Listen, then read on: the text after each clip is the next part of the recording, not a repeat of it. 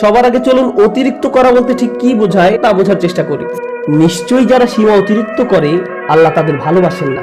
কিন্তু আমরা সবাই জানি আল্লাহ আজ্জা ওয়া জাল্লা কোরআনে কাফির বা অকৃতজ্ঞদের নিন্দা করেছেন। আল্লাহ আজ্জা ওয়া জাল্লা তাদেরও সমালোচনা করেছেন যারা মুনাফিক এবং শিরকে লিপ্ত। কিন্তু কোরআনে ব্যাপকভাবে আলোচিত আরেকটি দল সম্পর্কে আমরা তেমন কোনো কথা বলি না, তারা হলো মুসরিফিন। প্রসঙ্গত আপনাদের অবগতির জন্য বলছি, সহজ কথায় মুসরিফিন হলো যারা সীমার অতিরিক্ত, প্রয়োজন অতিরিক্ত বা মাত্রাতিরিক্ত কিছু করে। ফিরআউনের জন্য এই পরিভাষাটি ব্যবহার করা হয়েছিল। কোরআনে বলা হয়েছে ওয়া আন্নাল মুসরিফিন হুম আসহাবুন নার, এবং সীমা লঙ্ঘনকারীরাই জাহান্নামী। তাই এটা আসলেই কঠিন একটা শব্দ। যারা অতিরিক্ত করে, মাত্রাতিরিক্ত করে, আর বেশি বা অতিরিক্ত করার বিভিন্ন পর্যায় রয়েছে। আল্লাহ তাআলা কোরআনে একজন নবীর উদ্ধৃতি দিয়েছেন যখন তিনি তার সম্প্রদায়কে উদ্দেশ্য করে বলছিলেন ওয়ালা তুতিউ আমরাল মুসরিফিন, এবং তোমরা সীমা লঙ্ঘনকারীদের নির্দেশের আনুগত্য করো না। সুতরাং দেখা যাচ্ছে সীমার অতিরিক্ত করা একটা ঘৃণিত খারাপ গুণ, আর বিষয়টা উপলব্ধি করা গুরুত্বপূর্ণ। আল্লাহ আজ্জা ওয়া জাল্লা আকাশের বর্ণনা দিতে গিয়ে বলেছেন আস-সামাআ রাফাআহা ওয়া ওয়াদাআল মিজান, অর্থাৎ তিনি আকাশকে সমুন্নত করেছেন আর তাতে তিনি পাল্লা স্থাপন করেছেন, ভারসাম্য স্থাপন করেছেন। মানে হলো পৃথিবী, চন্দ্র, সূর্য সবকিছু তার নির্দিষ্ট জায়গায় ভারসাম্যপূর্ণ উপায়ে স্থাপন করা হয়েছে। দিন রাতের সাথে ব্যালেন্স রক্ষা করে চলে। মহাকাশে যা কিছু আছে কুল্লুন ফি ফালাকি ইয়াসবাহুন, সবাই আপন আপন কক্ষপথে বিচরণ করে। এভাবেই আল্লাহ বিষয়সমূহ পছন্দ করেন। বিভিন্ন জিনিস একে অন্যের সাথে সঙ্গতি এবং ভারসাম্য বজায় রেখে চলুক।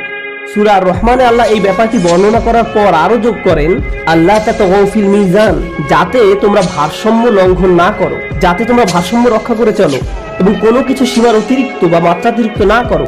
মহাকাশের সবকিছু ঠিক যেমন একটা ভারসাম্য এবং সমন্বয় বজায় রেখে চলছে, আমাদেরও সবকিছুতে ভারসাম্য বজায় রেখে চলা উচিত। আমাদের ব্যবসা বাণিজ্য, আমাদের চলাফেরা, চিন্তা পদ্ধতি সবকিছুতে ভারসাম্য রক্ষা করে চলা উচিত। সবার আগে চলুন অতিরিক্ত করা বলতে ঠিক কি বোঝায় তা বোঝার চেষ্টা করি। ইসরাফ শব্দের সাধারণ অর্থ হলো প্রয়োজনের অতিরিক্ত করা, মাত্রাতিরিক্ত করা। একটা উদাহরণ দিচ্ছি, রমজানের সময় ইফতার শুরু করার পূর্বে অনেকেই নিজের প্লেটে যত পারেন খাবার নিতে থাকেন। তখন মনে মনে ভাবেন এগুলো শেষ করা কোনো ব্যাপারই না, কিন্তু প্লেটের 25% খাবার শেষ করতেই আপনার পেট ভরে যায়। তাহলে দেখা যাচ্ছে আপনি যতটুকু খেতে পারবেন তার চেয়ে অনেক বেশি নিজের প্লেটে নিয়েছেন, কারণ আপনি ইসরাফে ভুগছেন। যা দরকার তার চাইতেও অনেক বেশি নিচ্ছেন, কারণ আপনার ক্ষুধার অনুভূতির ক্ষতিপূরণ করছেন। খাবারের ইসরাফ যেহেতু অনেক কমন, তাই আরেকটা উদাহরণ দিচ্ছি। যেমন ধরুন, মানুষ বিয়ে বা অন্য কোনো খাওয়ার দাওয়াতে যায়, আর সেখানে হয়তো সারিবদ্ধভাবে সবাইকে খাবার সংগ্রহ করতে হয়, সবাইকে নিজ নিজ প্লেটে খাবার নিতে হয়। তো আপনার হয়তো মুরগির গোশত অনেক পছন্দের, তাই মুরগির গোশতের সামনে গিয়ে যত পারেন নিজের প্লেটে পুরতে থাকেন, কারণ পেছনে লম্বা লাইনের দিকে তাকিয়ে আশঙ্কা করেন যে পরের বার আসলে হয়তো আর পাবেন না। তাই এত বেশি পরিমাণে নিজের প্লেটে নেন, মনে হয় যেন এটা দিয়ে একটা রেস্টুরেন্ট খুলতে পারবেন। আপনি এমনটা করেন কারণ আপনি তখন ইসরাফে ভুগছেন। আপনি সবটা খেতে পারবেন না, তবুও অনেক বেশি আপনার প্লেটে নিয়েছেন। ইসরাফ শুধু প্লেটে অতিরিক্ত খাবার নেয়ার নামই নয়, বরং বেশি খাওয়াটাও ইসরাফ। আপনার পেট ইতিমধ্যে ভরে গেছে, আপনি তবুও খাচ্ছেন। আপনি সারাক্ষণ কিছু না কিছু চাবাচ্ছেন, শুধু ভোগের উপরে আছেন। খাবারের ক্ষেত্রে আপনার যেটা খাওয়া উচিত নয় সেটা অনেক বেশি পরিমাণে ভক্ষণ করাটাও ইসরাফ। হ্যাঁ, শরীর ঠিকভাবে কাজ করার জন্য চিনি দরকার, শর্করা দরকার, কিন্তু সবকিছু একটা সহনীয় মাত্রায় থাকতে হবে।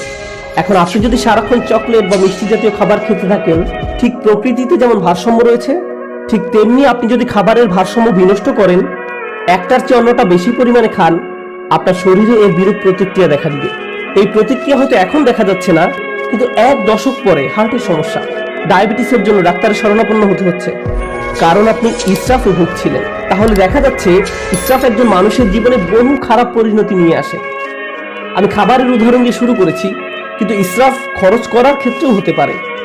আপনি মার্কেটে গিয়েছেন একটা ব্যাগ কিনতে, কিন্তু নিয়ে এসেছেন 3টি ব্যাগ, কারণ 3টা ব্যাগের কালারই খুব সুন্দর। অথবা দোকানে গিয়েছেন শুধু ডিম কেনার জন্য, কিন্তু বাজার শেষে দেখেন $200 খরচ করে ফেলেছেন, কারণ যা সামনে পড়েছে সব ঝুড়িতে পড়েছেন।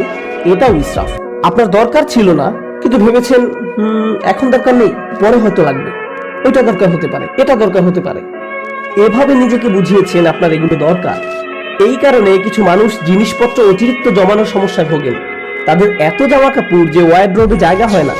তাদের আলমারি 1987 সাল থেকে জমানো কাপড়ে পূর্ণ হয়ে আছে। মানুষ এভাবে অপ্রয়োজনীয় জিনিসপত্র সংগ্রহ করে রাখে, যেটা আসলে সে ব্যবহার করে না, কাজে লাগায় না। এটাও এক ধরনের ইসরাফ।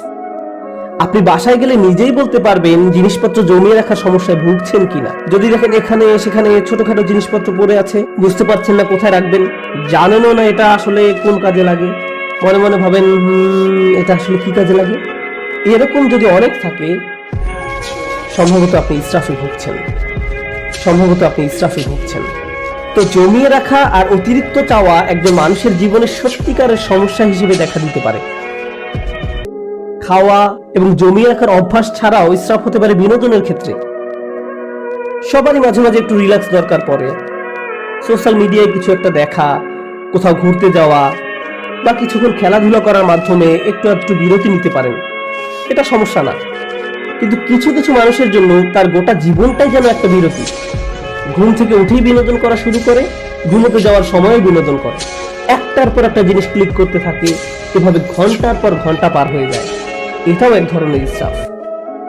কারোর সাথে বসবাস করা ঠিক আছে, কিন্তু হোয়াটসঅ্যাপে যদি আপনার বসবাস হয়ে থাকে তাহলে সেটা তো সমস্যা। সুতরাং সবকিছুর একটা ভারসাম্য যেমন আছে, ঠিক তেমনি অতিরিক্ত করে ফেলার ঝুঁকিও আছে। আর কোনো কিছুতে অতিরিক্ত ডুবে থাকা আসলেই সমস্যাজনক। আল্লাহ আযজা ওয়া জাল্লা এক জায়গায় সবচেয়ে কম ধমকের সুরে বলছেন, ইন্নাল্লাহা লা ইউহিব্বুল মুসরিফিন, নিশ্চয়ই যারা সীমা অতিরিক্ত করে আল্লাহ তাদের ভালোবাসেন না। কিন্তু ইসরাফ বিষয়ে যে আয়াতটি আমি আপনাদের সাথে শেয়ার করতে চাই, সূরা ইউনূসের আয়াত। আমি খুতবার শুরুতে আয়াতটি তেলাওয়াত করেছিলাম। বক্তব্য চলাকালে অন্যান্য ইসরাফ সম্পর্কেও আলোকপাত করব ইনশাআল্লাহ। এখানে যে ব্যাপারটি তিনি তুলে ধরেছেন তা কোরআনের আরো কিছু জায়গাতেও আলোচনা করা হয়েছে।